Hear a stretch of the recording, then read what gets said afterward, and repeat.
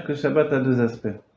La semaine est découpée en deux, la semaine qui reçoit du Shabbat et la semaine qui se prépare au Shabbat. De la même manière, le Shabbat il a deux aspects, il reçoit de la semaine et puis il influence la semaine. En fait, on voit ces deux notions, c'est ce qui s'appelle Mashpia et Mekabel. De la même manière, nous aussi, nous sommes à la fois Mashpia et Mekabel. Donc on reçoit une influence et puis on donne une influence. En recevant une influence, alors on doit être prêt à prendre ce qui nous est donné. Et en donnant une influence, on doit donner ce qu'il y a de meilleur en nous.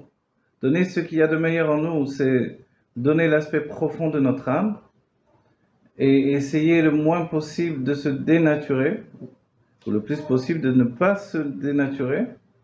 Voilà, pour parler positif. Et de cette manière-là, en fait, on est mashpia ce que l'on est.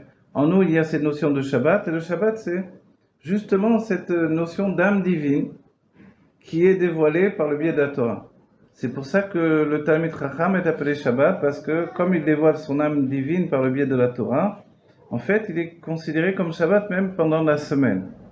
Donc le Shabbat pour un Talmid Chacham, c'est le repos du Shabbat d'un certain point de vue, si bien que d'après le Rabbi, l'idée du repos du Shabbat, ça doit être justement pour celui qui a étudié toute la semaine. Quand on étudie toute la semaine, alors on a le droit de se reposer Shabbat.